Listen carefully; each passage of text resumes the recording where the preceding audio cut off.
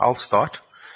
Okay, so welcome everybody to another book club chat covering tragedy and hope. And well done to everyone who stuck along this far, because it's a beast of a book. Shortly into this chapter, we're going to be hitting page 666. So just bear in mind that things might run across the room, just be careful. So we're covering chapter 14, which is World War II, and it's the tide of aggression. So that would be the period of 1939 to 1941. I'll cover the introduction to that.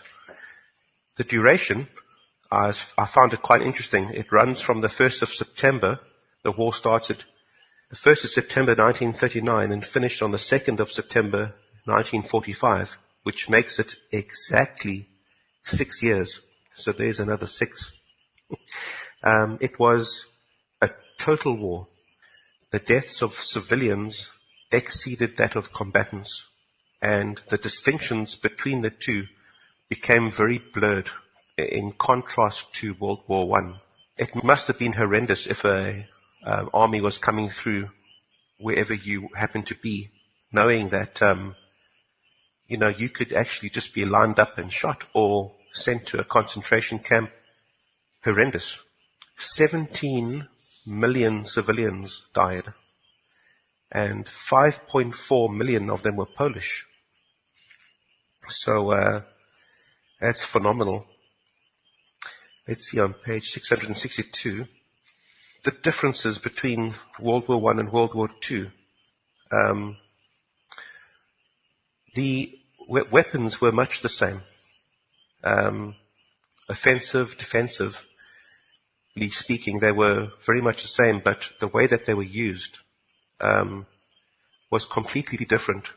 And we'll see that the Germans, they leaped ahead in their success in this war, because they resorted to a far better use of their weaponry. They used it from a tactical point of view far more cleverly. Their opponents were still stuck in World War I mode, which essentially was, to the Germans, like being presented with half an army.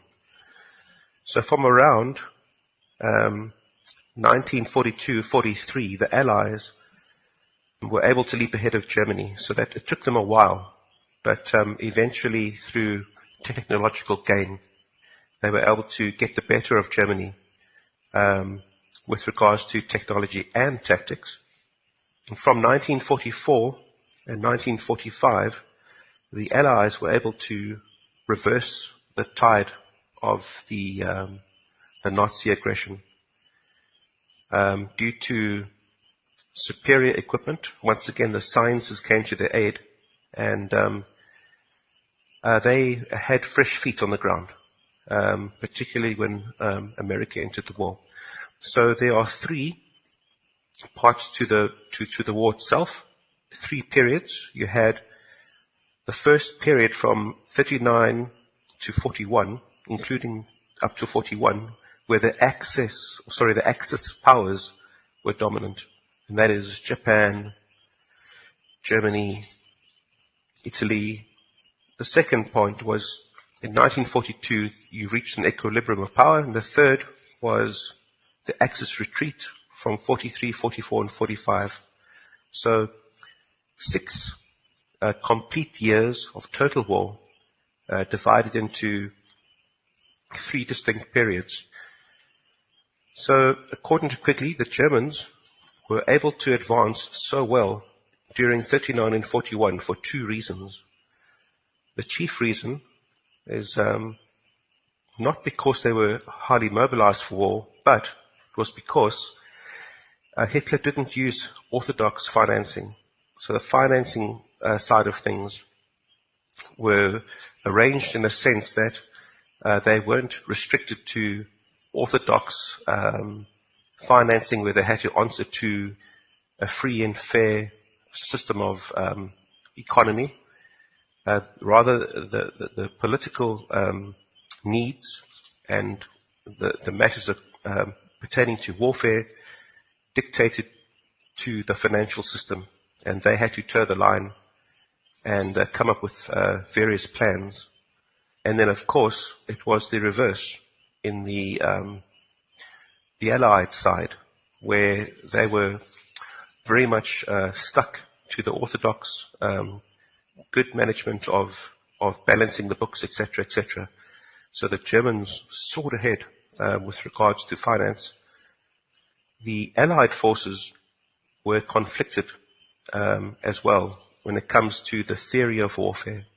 They had internal indecision with regards to the military leaders about the best way to proceed in the war, what tactics to use, etc. This created sort of it put them into a bit of a freeze, and politicians had little to base their decisions on. In Germany, they had a oneness of mind and a strong purpose driving not just the government but the people. And they didn't have this problem. So they were able to move decisively and quickly. All right, so I'm going to just read on page 663 here. So there were different theoretical ideas regarding the role of tanks, for example. How would they use their equipment? So one theoretical dispute raged around the role of tanks in combat. Tanks were originally scattered among the infantry, both moving at a rate of speed no greater than that of a man on foot, consolidating the ground yard by yard as both moved forward. And this view of the tactical function of tanks continued to be held in high military circles in France and England until too late in 1940. The contrast was that the Germans arranged their armored divisions in columns, which would pierce through and use a pincer movement where they'd come around the sides, surround the enemy, and then the infantry would come in between and start to sort of capture enemy troops, surround them. So the Allies were still arranging themselves in rows, going across and sort of lining up their armored vehicles in layers. But a strong German column would just come and burst right through those defenses. So the Germans, interestingly enough, made use of these tactics that the Allies had already discussed this. They had considered that tactic, but they didn't use it. They rejected it, and the Germans took advantage of that strategy. Second theory, the poor tactics of defense and offense. So the defensive theory, which was thought up by an Englishman, Basil Littlehart, was the most valuable proponent of it, and assumed that attack would be made in lines, as the Western powers themselves were trained to attack, and that such an attack would be very unlikely to succeed because of the great increase in firepower of modern weapons. It was argued on the basis of the experience of World War I that machine guns could hold up advancing infantry indefinitely, and that artillery fire, carefully placed and ranged so that it could cover the field, could prevent tanks from silencing the defensive machine guns. That was an enormous mistake, and it was very, very simple for Hitler with his tactic of columns of fast-moving tanks to shock the defenses of the enemy. The French, for example, they had the Maginot Line. It was a long fortified chain of forts that ran along the length of France, between France and Germany. But it had gaps because some of the Low Countries would rather have avoided joining in on that line to protect themselves from Hitler's. They thought that doing so would inflame Hitler. And so Hitler just came through they came around the Maginot Line. The Maginot Line itself was a set of defenses, but once you got past that defense, there wasn't any depth to the defense. So once the Germans, broke through the Maginot Line, there wasn't very much waiting for them beyond that line. That was a real threat to them. Yeah, the Maginot Line was useless against the German columns. It had no depth. Once breached, there was nothing to back up the defenses beyond that. So this defensive way of thinking, Quigley brings out, means that because they thought their defenses were so bulletproof, the Allies just didn't bother to prepare properly for offense. They had this passive, indecisive, inactive military outlook, according to the words of Quigley. And because of this, they couldn't go on the offense, and so they really couldn't muster themselves quickly enough to respond to the attack or the invasion of Germany on Poland. Yeah, I just underlined a few little parts here. The theory of continuous defensive lines, that's another thing, is that because of this defensive pattern, this tactic, if the Germans broke through a particular defensive line, what would happen is that the mindset was to keep that line intact. So then the whole lot would retreat to then fill in that area that had been broken. And the columns just kept piercing, so the whole line just kept retreating and retreating and retreating. Once again, they didn't have the offensive mindset. They weren't really geared for it. So it just resulted in setting them up on the back foot. So it resulted in a series of constant retreats to reestablish their defensive patterns. And yeah, in a sense, if you are an army and all you can do is retreat, you're not really a full army, are you? You are half an army. And there was a third theory. The third theory was that of air power. Air power, I think, particularly in Britain, probably in Germany too, but a lot of the pilots, a lot of the military men in the air power services, in the Air Force, they tended to be more from the upper classes, the elites. They often were quite fanatical in their approach to how war should be conducted, and they often expressed a forceful desire to not be accountable to the other or to the rest of the armed forces. They believed that air power could quickly overpower the enemy, even within 24 hours, by simply bombing main cities, decommissioning their systems, gassing them from above, rendering the population out of action. This idea was associated with the Italian General Giulio Douhet. I don't know how you say that. It was a prevalent view of civilians which played an important role in persuading both the British and French peoples to accept the Munich Agreement. So remember the inner circle, the round table, they were gaslighting their own public, trying to scare them into believing that at any moment the Germans are going to fly over and bomb them to smithereens and gas them in order to drive appeasement, in order to build up Germany. This tactic associated with this Italian general became quite a popular view of the public. It was a far-fetched theory. It was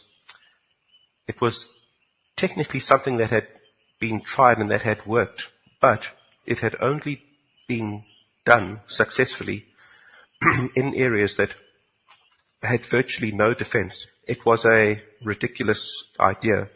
In Britain and America, very influential advocates of an air force separate to that of the Navy and Army was prevalent. And their focus was on long-range strategic bombers, supported by fighter planes to defend the bombers. And they belittled the effectiveness of anti-aircraft guns. So I suppose, I don't know for sure, but I'd imagine that they had a bit of a legacy from World War One, where anti-aircraft guns were just not that very good, and you probably found that air power in World War One was unchallenged to some degree. And as we carry on the reading of the chapter, we see that the bombing, long-range bombing, particularly in the beginning of the war, didn't really yield effective results. In actual fact, what was interesting, I think it was the previous chapter, the number of airmen that would be killed on a bombing raid into Germany was almost identical to the number of civilians that got killed on the same bombing raid, with very little damage to the German infrastructure. Again, this concept of long-range bombing was not popular. It was not a strong idea in Germany, Russia, or France. And this was due to the dominant position of army officers in those countries. It was the ground forces, the ground generals, etc., that would give instructions as to what the Air Force would do. And Quigley mentions that in France, air power was almost completely neglected. In Germany and Russia, air power was used to support the activities of the ground forces. The Germans used it to great effect. They focused. So the type of aircraft that they built tended to be a lot more all-rounder type craft. They didn't have, they weren't the fastest, but they were the most maneuverable. And they concentrated on strategic bombing. You know, they would use the Air Force a bit like a long-range artillery to support the ground troops, which makes a whole lot more sense. One of the most feared of all of those aeroplanes was the Stukas, the dive bomber planes. And I did a little looking up online. The Germans would actually, they attached little mini propellers to the plane, and these little propellers would make that screeching sound that you might have heard watching World War II documentaries. They were put there to specifically scare the enemy. Mini propellers, interestingly, they also tended to cut back on the performance of the plane. So some of the Stukas were equipped with whistles instead of these propellers. That the Stuka plane, it flies over a spot and then it dives straight down. So the Germans could very tactfully bomb the enemy very, very precisely. And when the enemy forces on the ground heard that sound, they would have really had that sinking feeling, you know, it's going to hit. The Germans had less planes than the Allies in total, but their superiority at the time was based on quality and how they used the planes that really mattered. From the previous chapter, we learned that in general, Hitler, right up until, you know, the invasion of Austria and Czechoslovakia, his military forces were not, you know, that he didn't necessarily have the best or the biggest army. But what they did have was a very strong top-down dominant leadership and a singleness of mind. So sea power, the main idea with sea power with regards to the Allied forces was that it would be dominated by these, as Quigley calls, big gun capital ships. And all the other vessels would serve as virtually like an accessory to them, supporting them, servicing them, etc. Another big idea that was prevalent at the time was that the area that a fleet could function in was limited by the positions of its major bases. And a third view that was big is that it was also believed that no landing could be made from sea on a defended shore. So quickly just gives us the background of the military thinking of the various wings of the military. So that third point, that no landing could be made from sea on a defended shore, well, a lot of these ideas that were held in the beginning of the war, as we'll see, they were forced to rethink almost all of them during this long extended battle of attrition. So let's turn across to page 666. Is anyone getting a cold breeze on their neck yet? I've got garlic and a cross here, so I'm okay. That'll do it. These views that we've mentioned on the military thinking, they were generally unchallenged, except for strong advocates of air power. They were a little bit of a rule unto themselves. And one of these people was an American, I think, General William Mitchell, who faced a court-martial for his thinking and was actually forced to resign. So it's almost like he was being a heretic. There were still, I suppose, a lot of older men in the military from the First World War who they knew how to do things, and you weren't allowed to argue too much with them, I imagine. Ultimately, previous held ideas of air, land, and sea had to be drastically modified. All right, so the Battle of Poland, moving on, that was the first official country that Germany targeted in the as the World War got started. It was the 1st of September 1939. Germany, due to their superior tactics and coordination, they started off early in the morning of that day with very, very powerful air attacks, very strategic. They went for all the important targets that would cripple an enemy's military. They went for the airfields, assembly points, railroads. They annihilated the Polish Air Force, destroying 377 planes. So, the Air Force couldn't even get off the ground to respond to the Germans. And this, of course, was in partnership with the rapid advances of the armored tank divisions, hard and fast. They really hit Poland with what would you call it, a blitzkrieg. Poland didn't have time to respond. Their communications were also mostly destroyed.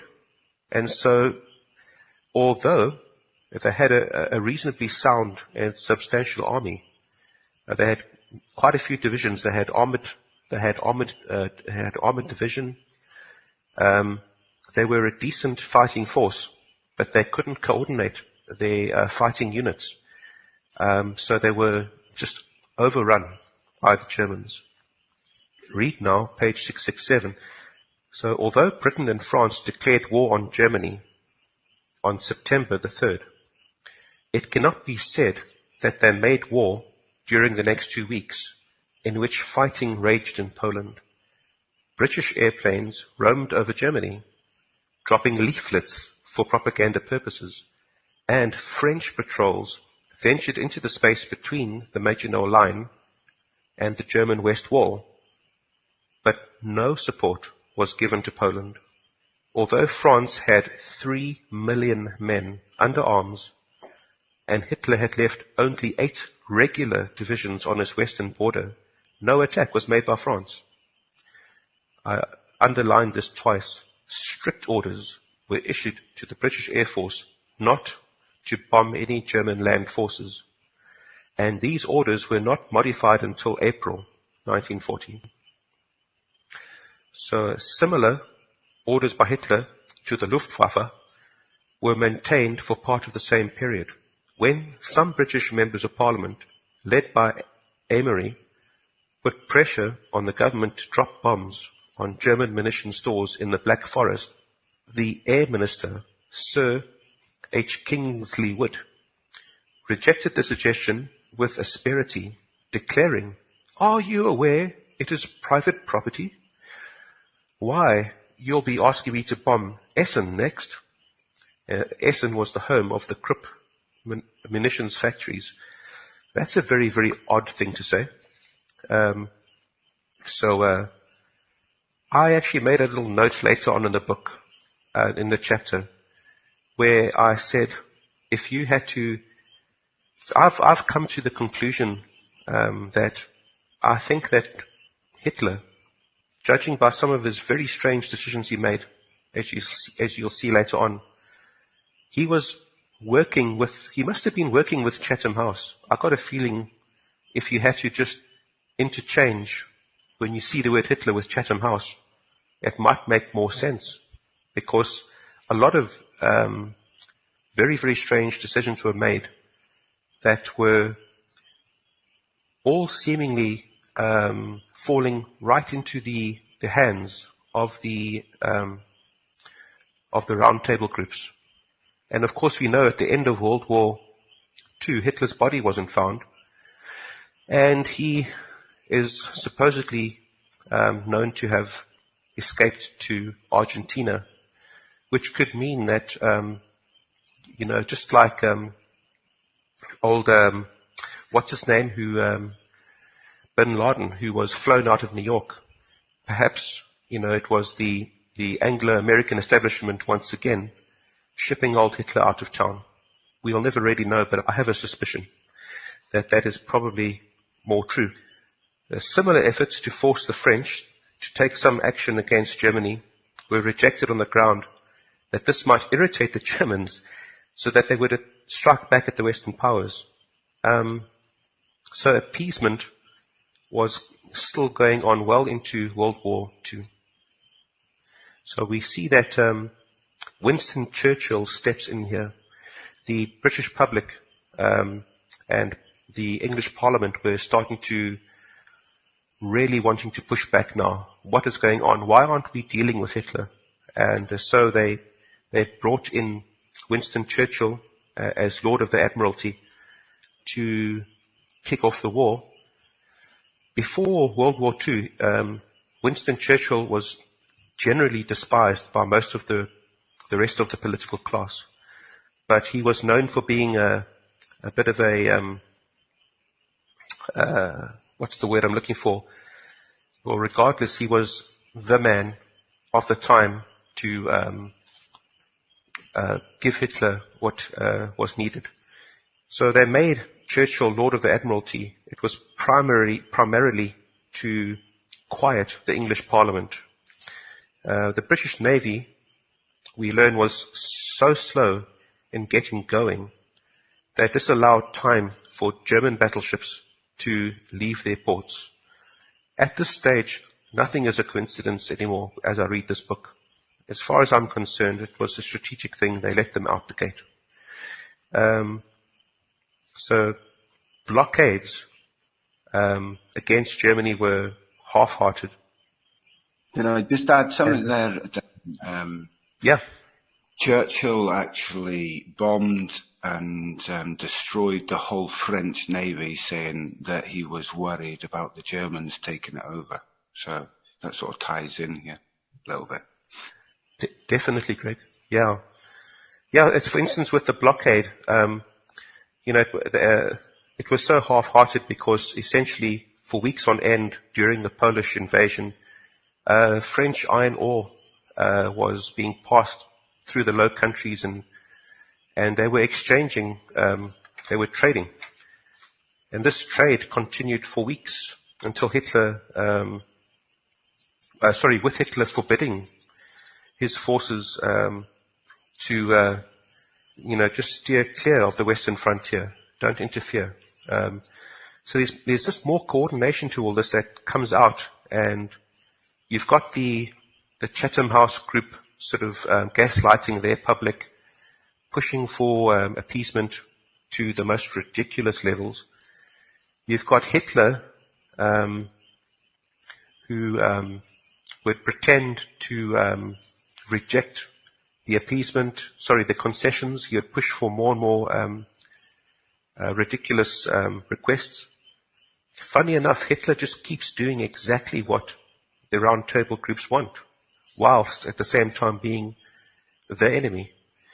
So, as Poland was collapsing, without a hand being raised to help it, the Soviet Union was invited by Hitler to invade Poland from the east and occupy the areas which had been granted to it in the Soviet-German agreement of August 23rd.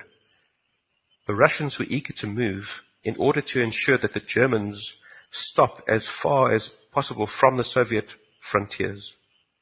But they were desperately afraid that if they did enter Poland, the Western powers might declare war on Russia in support of their guarantee to Poland, and would then wage war against the Soviet Union while not fighting Germany, or even while allowing economic and military aid to go to Germany.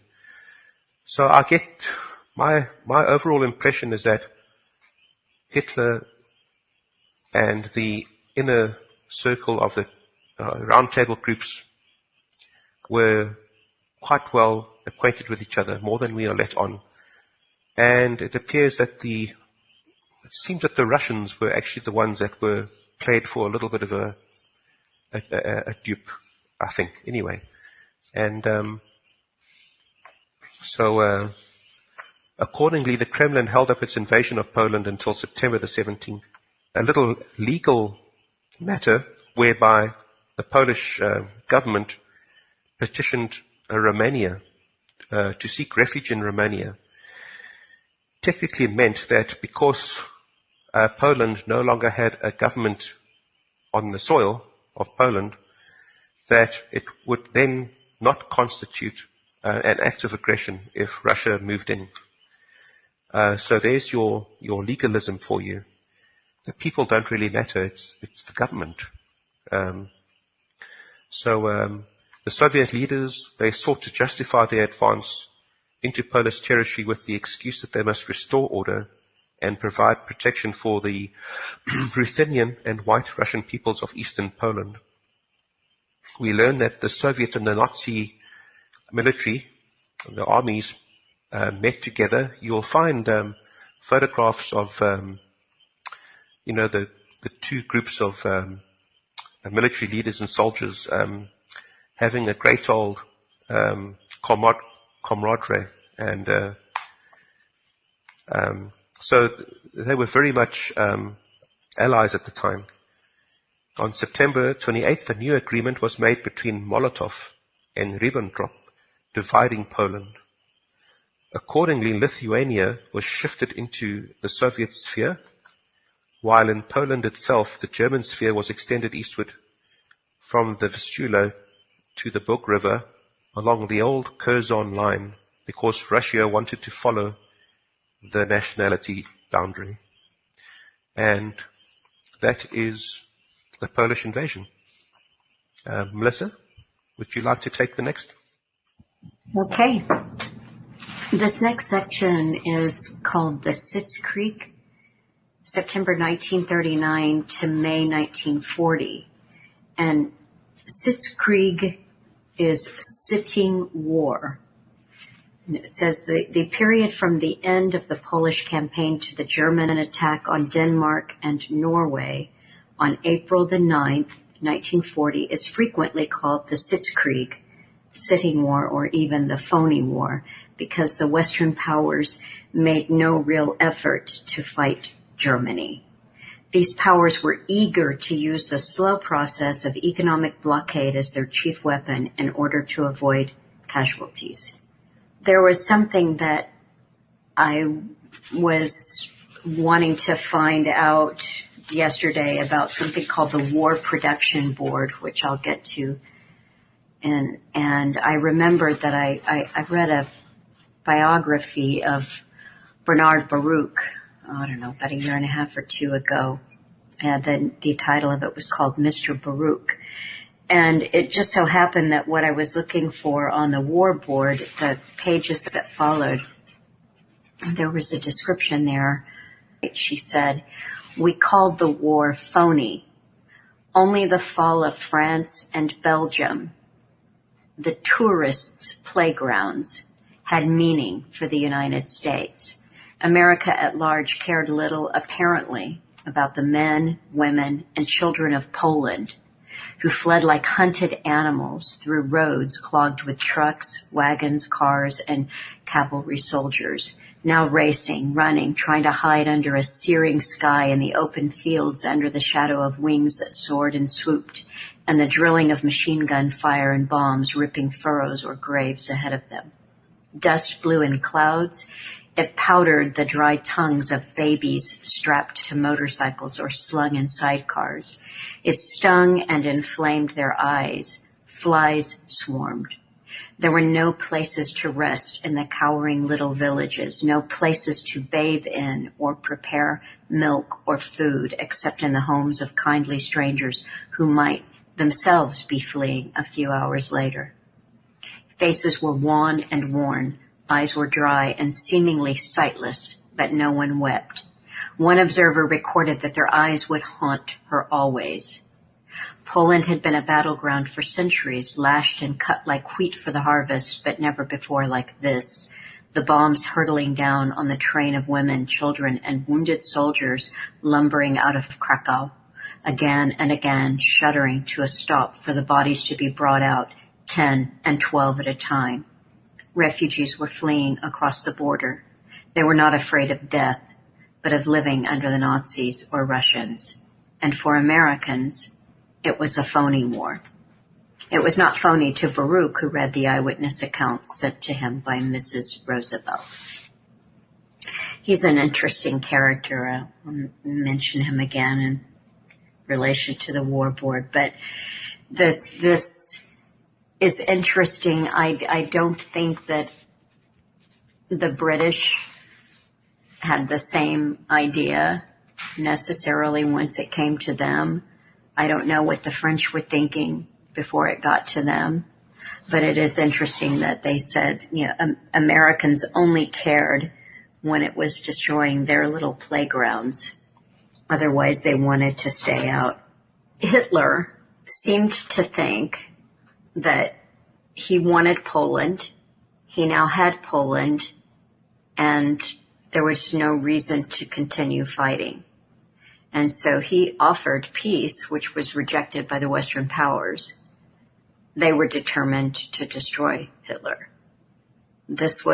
You made a point there about Hitler, you could just say is interchangeable with Chatham House or Round Table. And I think that is an interesting assertion, and one that in many ways I think was shared by Alan, who his reading had shown him that Hitler was genuinely surprised that various overtures that he made to the West, particularly to Britain, were rejected. He felt that there was an agreement there that we just have to assume was more than tacit, and that he was doing his part and he had done it. And so why now? Quigley said, well, Chamberlain in particular had a personal issue with Hitler because he had destroyed his appeasement goals, but I think it was deeper than that. So they're talking about how slowly Germany itself mobilized because, again, did Hitler think this was going to go on past Poland? It said both the U.S. and Britain's military production was higher than Germany. The economic production in Germany was supposed to have been carried out by someone named Fritz Todt.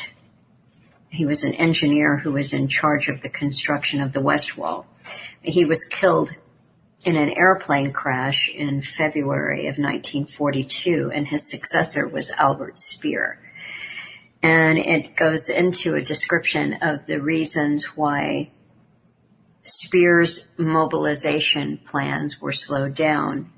It said that he had great organizational ability, but he had to share his functions, and that would have meant his organizational teams, anything that he wanted resources for, he was sharing with other committees and groups. There was Göring's 4-year plan organization.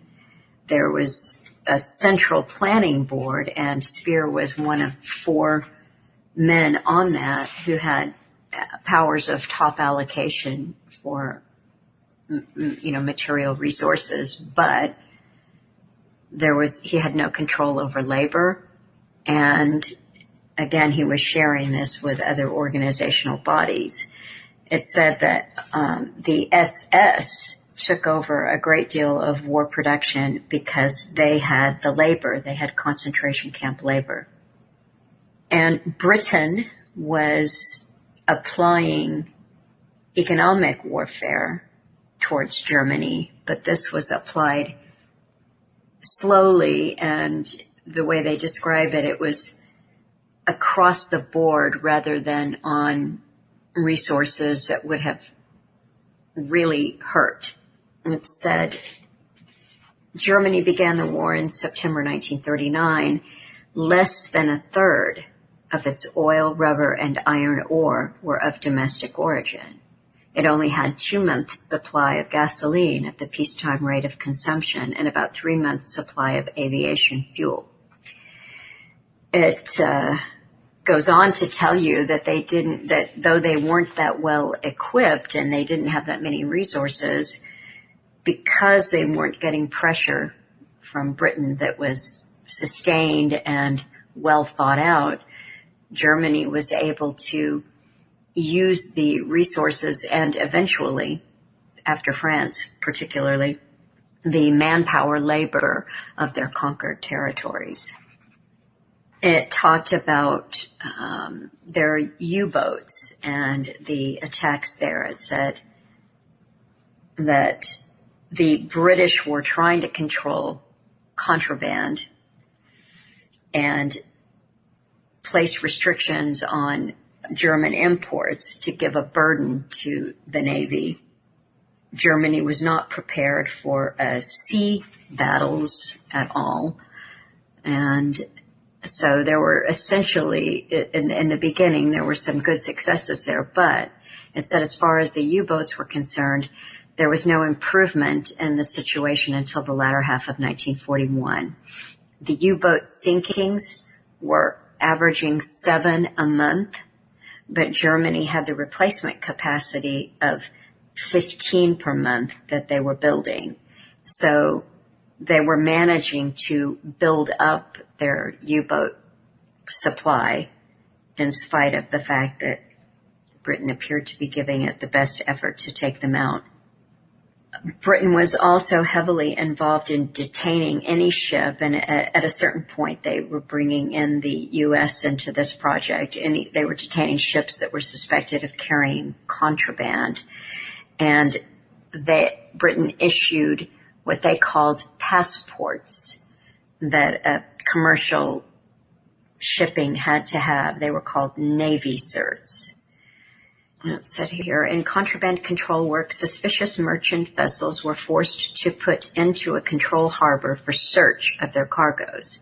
Control points were placed in Canada, in the Mediterranean, in the north of Scotland, and elsewhere, but the United States would not permit one in the Caribbean area. When vessels being detained began to clog up these ports, whole categories of vessels then became exempt from control. So if you think about that, they didn't have the manpower or the facility to check these vessels for contraband, so they simply said, oh, okay, well, you can go. We'll just take you out there. You're not one we're going to stop and check anymore. Eventually, they got into freezing assets of the aggressor powers. In order to reduce the enemy's ability to buy abroad, financial connections were cut. The enemy's funds abroad were frozen. His exports were blocked. The United States cooperated in these efforts as well, freezing the financial assets of various nations as they were conquered by the aggressor powers, and finally the assets of the aggressors themselves in June, July 1941. Another interesting comment that Quigley makes about the blockade, both the blockade of ships, actual ships suspected of carrying contraband, and economic blockade, was that Britain enforced this with little regard to law. So Britain didn't care. There was neutral rights, international law, and there was very little protest about this. They just went about it and did it. Melissa, can I add something? Sure. Once again, referring back to trading with the enemy, mentions this part of the contraband and shipping goods back and forth. The Germans had quite a few shill corporations in the United States, and there were some very interesting, important characters that have been mentioned earlier in Trade Union Hope that were trading with the enemy, and they would use their own shipping. So you probably found that the reason why they didn't have this search system in the Caribbean was to allow that process to go smoothly. And they were sort of round-tripping stocks and things from the States down to South America, then going round. And they were given a free pass. I think it's largely got to do with this, the Caribbean. It's quite interesting. That is interesting. Thanks. So an important thing that happened prior to the beginning of the war, the invasion of Poland, was the Nazi-Soviet trade agreement. And this was entered into on August 19, 1939. And I won't go in with all of the details of what they were supposed to be trading back and forth, but it promised that Germany would provide 200 million marks credit to be used for machinery and industrial installations for Russia in return for Russian raw materials to the value of 180 million marks. And he outlines how that was used. But one of the seeming problems is that Germany got more from the Soviet Union. So it was a lopsided agreement. The Soviet Union, Germany got behind on payments. The Soviet Union was upset about this, and they kept demanding that Germany catch up on payments on this trade agreement for materials that Germany was using and getting. And Hitler's reaction to this was to attack the Soviets. So a lot of that leading up to Hitler's attack on the Soviet Union had to do with, we just don't want to honor this agreement. What successes there were in the blockade against Germany, it said that the Germans coped very well with this because they had a high level of engineering skill and because of their ruthless exploitation of conquered Europe, which I mentioned earlier. Wherever they occupied or went through, they immediately took all of the resources of the area and also used the manpower. So they basically had a slave system or indentured servant system wherever they went that contributed to helping them, even though, as Quigley pointed out, they didn't have as many planes or tanks or any, it appeared to be lopsided, but that did not slow them down. As you pointed out, Darin, they also had a unity of spirit, that they were unified in that way. we come to the Soviet borderlands section. This is September 1939 to April of 1940. And I'll just read a little bit of the first paragraph here. It said, during the Phony War, from September 1939 to April 1940, there were persons in Britain, France, and Germany who were willing to fight to the bitter end, and other persons who were eager to make peace. Such persons engaged in extensive intrigues and cross-intrigues in order to negotiate peace or to prevent it. One of the most publicized of these efforts gave rise to the so-called Venlo incident of November 1939. And without covering the details of this appeared to be an agent or a double agent from the German General Staff who approached two members of British military intelligence and said that they wanted to discuss the possibility of peace.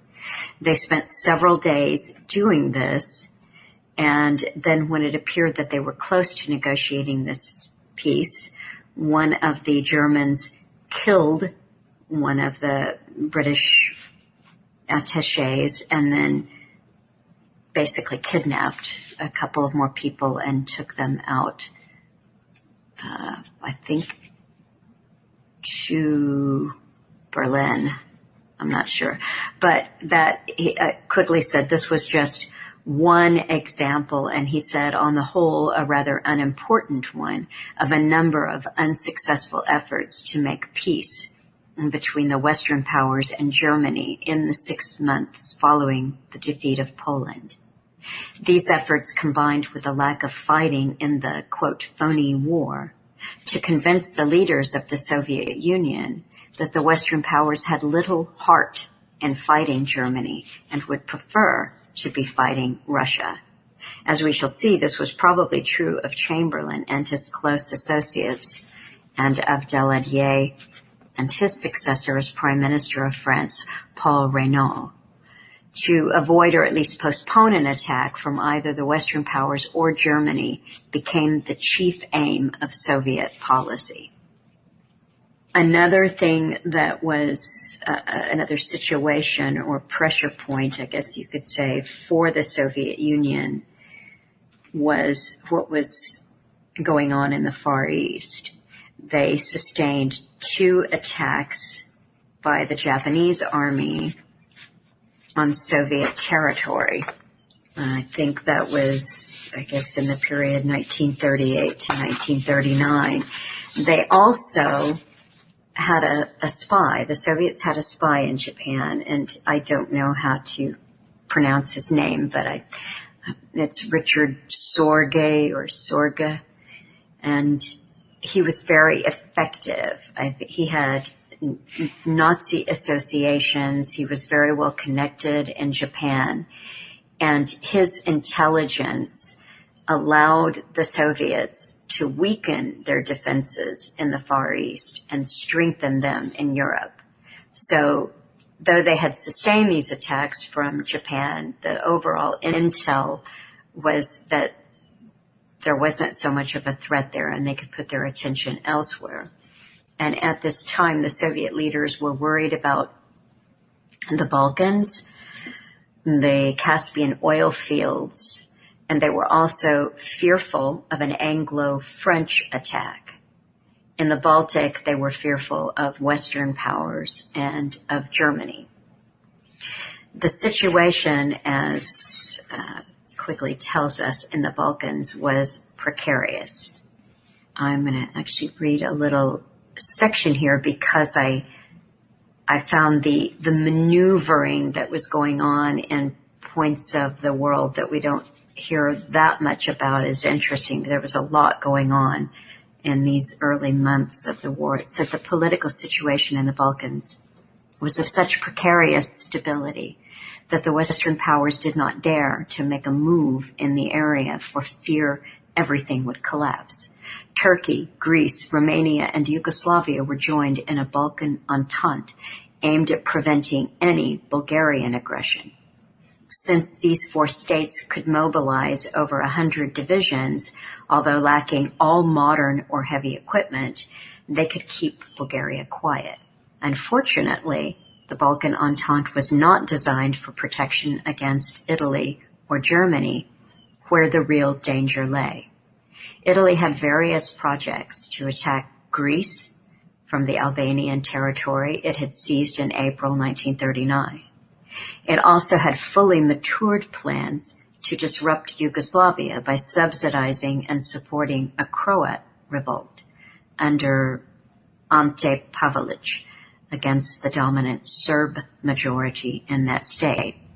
During the, quote, phony war, the Italians hoped that the Western powers would allow Italy to carry out its project against Yugoslavia in order to block any German movement into that area. Such permission seemed possible from the fact that the three democratic states had not guaranteed Yugoslavia as they had the other three states of the Balkan Entente. Italy's project was set for early June 1940, but was interrupted by Hitler's attack in the West, which was made without notifying his Italian partner on May the 10th. And he goes on in this section on that page with even more of these intrigues. But he makes an important point here. He said Hitler wanted nothing from the Balkans or the Soviet Union, but the maximum supply of raw materials. The Soviet Union took steps to defend itself against the Balkans. Finland was a bigger problem than the Balkans. Leningrad was joined to the Baltic by the Gulf of Finland. On October the 14th, the Soviet Union demanded the restructuring of the Finnish frontier and other concessions. And at the same time, and it's just kind of, when you read it and you see what they wanted, it's this whole area there. It tells you how long it was, how many miles wide, where it ran, what it was bordered by. And the Soviet Union just said, we want that. Give it to us. At the same time, they offered Finland a non-aggression pact. So that was the sweetening of the deal. Give us everything that we're asking for territorially, and we won't bother you. We won't attack. Finland rejected the Soviet demands, and they were having some kind of negotiation. It went on for several days or weeks. I'm not sure here at the time, but they were together with Finnish representatives and Soviet representatives, and then they took some time off, or they just went home. I'm not sure. And Quigley said, for some unexplained reason, the Finns seemed to have felt that the Russians would not attack their country. But indeed, that is what the Soviets did. They attacked on the 29th of November. Quigley writes, if the Finns had misrepresented the Soviet determination to attack, the Soviets misrepresented the Finnish determination to resist. And this war, which is called the Winter War, or Winter War, has been very well documented, and you can look it up. But I do recommend a really good movie that I saw a few years ago called The Winter War. It's from 1989, and it does show you how intensely the Finnish soldiers fought. And there's interesting things there, too, that you don't often see in a war movie, like their use of white uniforms. So that was their camouflage in the snow. I did notice that there was another award-winning Finnish movie from 2017 or 2018 that was supposed to be a good representation, fictional as this was basically a fictional account, but based on a lot of truth. So the Finnish men fought very hard. And the result of how hard they fought is that they saved Finland from being occupied by the Soviets. So they did have to make a peace. The Soviets installed a puppet government, and Britain and France resurrected the League of Nations to boot the Soviet Union out over this aggression. And in the book, there is an interesting description. It's fairly lengthy of the response to the Western response to this aggression, and the fact that it was just interesting to Quigley that they wanted to punish the Soviet Union swiftly and aggressively, firmly over this, whereas they had let so many other aggressors, hadn't bothered to take them to the League. But anyway, it talks about the puppet government a bit. So France and Britain attempted to turn the Soviet attack on Finland into a general war against Russia.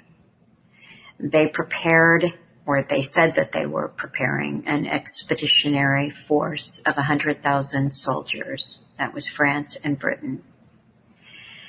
Meanwhile, there was a German-Swedish trade agreement that this was bringing in the important seaport of Narvik.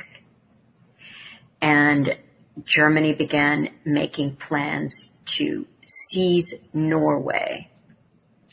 Quigley writes that the Anglo-French expeditionary force was really to attack Russia. So I think that the ostensible reason was to come to the aid of Finland, but it was not really to be that defensive aid, but an offensive force against the Soviet Union. Now, it's interesting, too, that Britain and France pressured Finland to keep fighting. And the whole, I just called them here the machinations leading up to the Soviet-Finnish peace treaty, were quite interesting.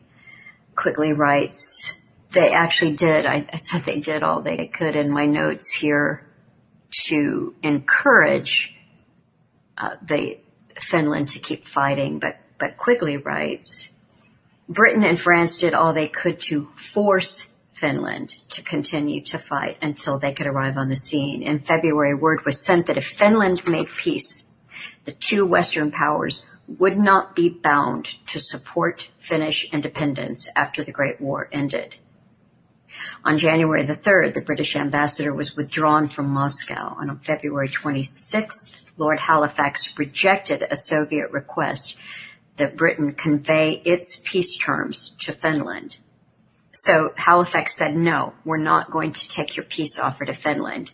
So they had to send it through Sweden. On March the 4th, Daladier and Lord Ironsides formally promised Finland an expeditionary force of 57,000 men.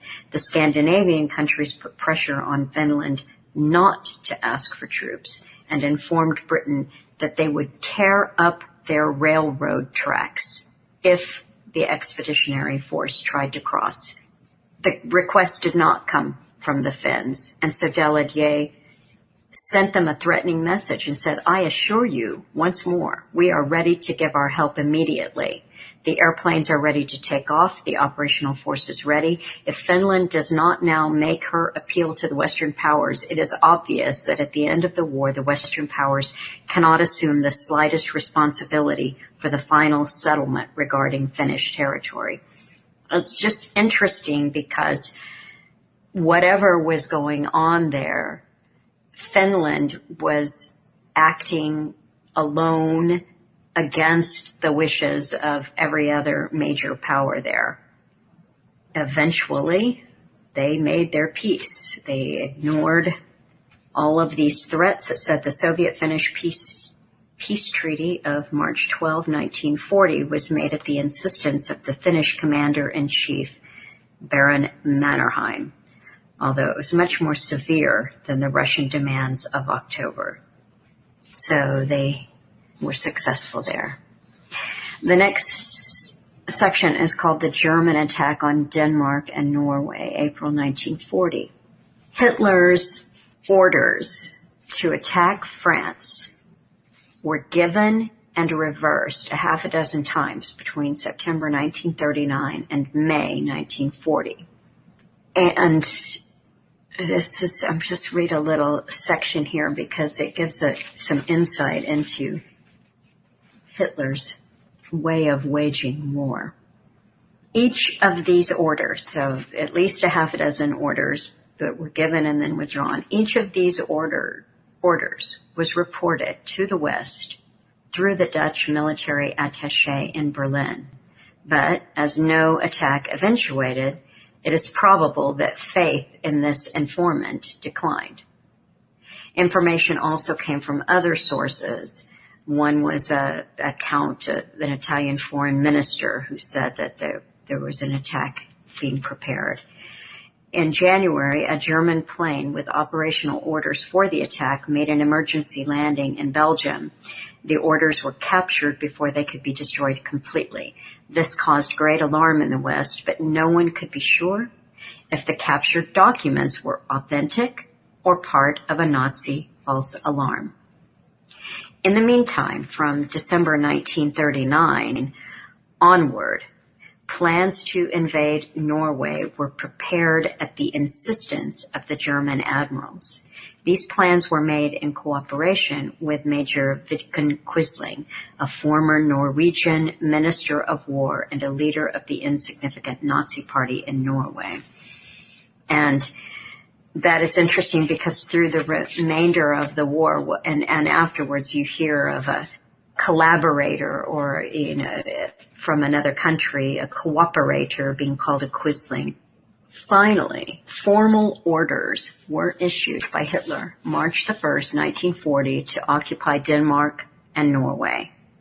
Denmark yielded April 9.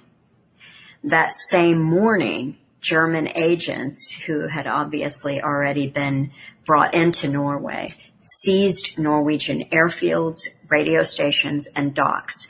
Allied expeditionary forces prepared for Finland, then committed to Norway, Trondheim, and Narvik. The Trondheim expeditionary action was badly bungled, and the British naval losses were heavy. And this is key to the changing of the guard, because it was thought, perceived, that it was Chamberlain who was responsible for these heavy British naval losses. And so Churchill ended up replacing him. But I'll read this little section or parts of it at the end here. The Norwegian fiasco brought Britain's increasingly restive public opinion to the boiling point. In the parliamentary debate of May 7 through the 10th, Chamberlain feebly defended his policies, but was subjected to a devastating attack from all sides. The high point was reached when Leopold Amory, repeating Cromwell's words to the Long Parliament, cried at Chamberlain, "You have sat too long here. For any good you have been doing, depart, I say. Let us have done with you. In the name of God, go." In the following vote of confidence, Chamberlain was victorious, 281 to 200, but his nominal majority of 200 had fallen to 81, equivalent to a defeat. The next day, May 9, 1940, the Speaker was very busy preventing the honorable members from continuing their attack on Chamberlain. On May the 10th, at dawn, the German army struck westward against the Netherlands, Belgium, Luxembourg, and France, and Chamberlain resigned. He was replaced by a national government under Winston Churchill. So the next section is called The Fall of France, and this is May to June 1940, and the Vichy Regime. The French campaign was dominated by the Maginot Line and Plan D. And Darin has already given us a bit of an introduction to the Maginot Line. It was a series of elaborate and expensive permanent fortifications. Plan D was the idea that if there was a German attack on the Low Countries, that would be met by Allied forces that would advance so quickly, or as quickly as possible, to meet the enemy. The French anticipated that the Germans would use a modified Schlieffen Plan of 1905. That would be a wide sweep through the Low Countries. False alarms of German attacks in the winter of 1939 to 1940 showed that the Allied forces would meet with a rapid advance into Belgium, and that Germany would strike with greatest strength at Sedan. What happened was that the Germans had intelligence. They understood what was happening. They also understood how this Maginot Line worked. So there were these permanent, expensive fortifications, and Quigley lays out in great detail that I think it was 60 of 100 units were behind the Maginot Line, and it was neither defensive nor offensive successfully, because my understanding, I'm sorry, I'm not a war strategist, but my understanding is that defensively they were over-concentrated in certain areas, and offensively they couldn't really move. They couldn't go forward to attack because they were behind all of these fortifications, and they had nothing to defend them or fortify them if they went on the offensive. So Germany seems to have been aware of this weakness in the planning, and also exactly what the Allied forces would do on their rapid advance. And they did something that the French thought was impossible, which was they did a pass through the Ardennes forest and crossed the swift Meuse River. And apologies for my pronunciation. You always hope that you're going to have time to educate yourself on how something is supposed to sound, but that's what happened. This Manstein plan was a total surprise to France, and the German attack began early on May the 10th. 2 days later, they broke through the Dutch defenses with their Panzer Division. Just read a little bit here about pinning down the French army. Belgium's forces fell backward toward the Dial, that's a river, as the French and British units, according to Plan D, wheeled northeastward on Sedan as a pivot to meet them. As the Belgian forces withdrew northwest, while the German attack swung southwest, the main burden of the German assault now fell on the French First Army to pin it down and thus prevent it from reinforcing Corps further south. In this, the Germans were successful. On May the 15th, as news of the breakthrough at Sedan became known, Gamelin ordered all forces in Belgium to fall backward from the Dial line toward the Scheldt. We're going to go on here and get a lot more detail on Hitler's advance, Germany's advance into France. But one of the upshots of this was that Renault replaced Daladier as Minister of Defense. He obviously hadn't done a good job. And the chief face of defense now was an 83-year-old man named Marshal Pepin. And it was assumed, or at least Quigley writes, that this Pétain was to play the role that Hindenburg had played in Germany, and that was to protect vested and business interests from the left in a period of defeat. What we see here is that at the highest levels, almost immediately, France was defeated by Germany, and they weren't regrouping to see what they could do to fight back or coordinate better. There was also, as you read here, just a woeful lack of communication between France and their allies. It's kind of mind-boggling, really.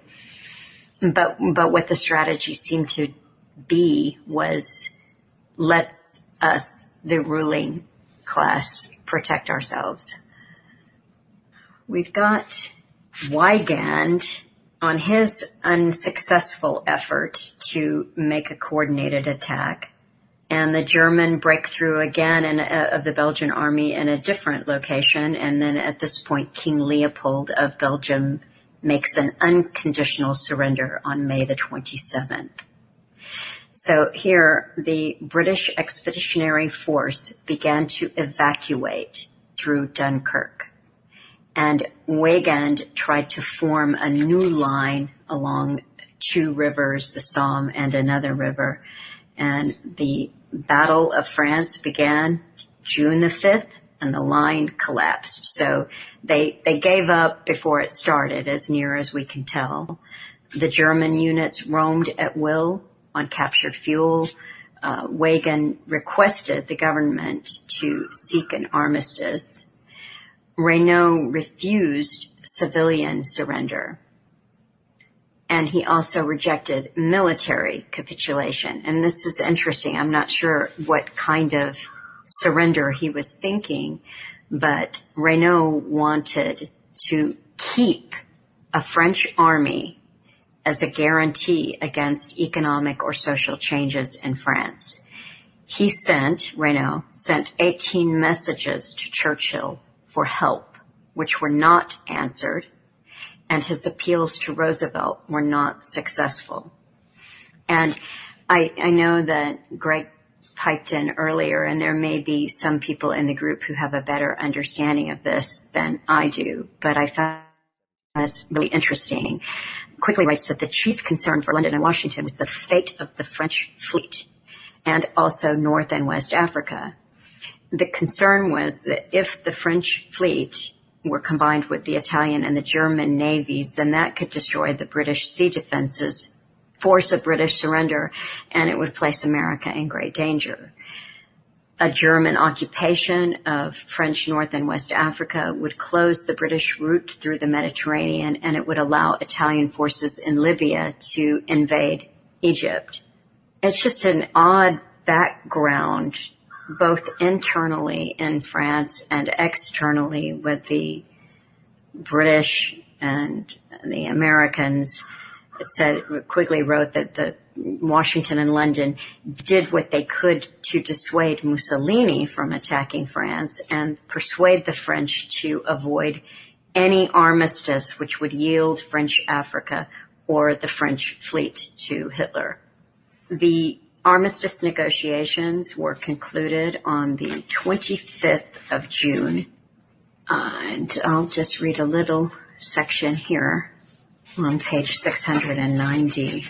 It's the armistice negotiations were conducted on a railway carriage. Hitler was so convinced that Britain would also make peace that he gave surprisingly lenient terms to France. In spite of Mussolini's demands, France did not have to give up any overseas territory or any ports on the Mediterranean, no naval vessels or any airplanes or armaments to be used against England. Northern France and all the western coast to the Pyrenees came under occupation, but the rest was left unoccupied, ruled by a government free from direct German control and policed by French armed forces. The chief burden of the surrender came from three provisions. One, the division of the country into two zones with about 2/3 of French productive capacity in the occupied zone.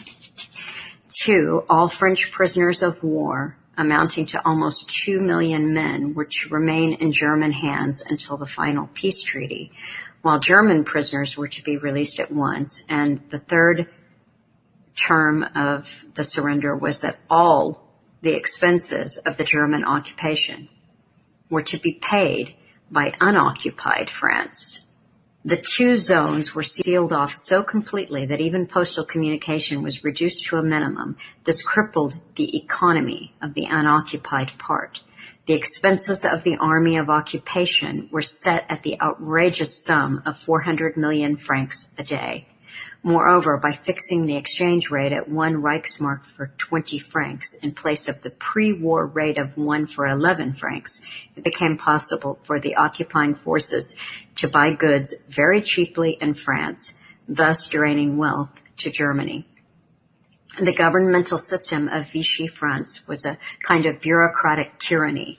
Pierre Laval pushed through a series of constitutional laws which ended the Third Republic and the parliamentary system, combining in the hands of Marshal Pétain the joint functions of head of the state, which was formerly held by the president, and the head of government, which was formerly held by the prime minister, and also gave him the right to legislate by decree.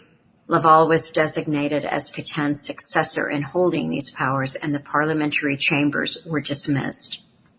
The ideology, I'm skipping just a little bit here this is on page 691. The ideology of Vichy was a typical fascist mélange of nationalism, social solidarity, anti-Semitism, anti-democracy, anti-communism, opposition to class conflicts, to liberalism, or to secularism, with resounding blasts on the virtues of discipline, self-sacrifice, authority, and repentance, but all these things meant very little to either the rulers or the ruled of the new regime. In general, corruption and intrigue, idealism and self-sacrifice were about as prevalent under Vichy as they had been under the Third Republic, but secrecy was more successful. Civil liberties were absent. The distance between propaganda and behavior was, if anything, wider, and hypocrisy replaced cynicism as the chief vice of politicians. It said that the 2 strongest characteristics of the regime were a hatred for the Third Republic and a hatred of England. London, meanwhile, tried to build up de Gaulle as a leader of the Free French. Washington, on the other hand, gave de Gaulle no support, and they recognized the Vichy government. They both, London and Washington, maintained observers in North Africa, and this ended up supplying valuable military and economic information leading up to the Allied invasion of North Africa on the 8th of November, 1942. And that takes us, Darin, to the Battle of Britain.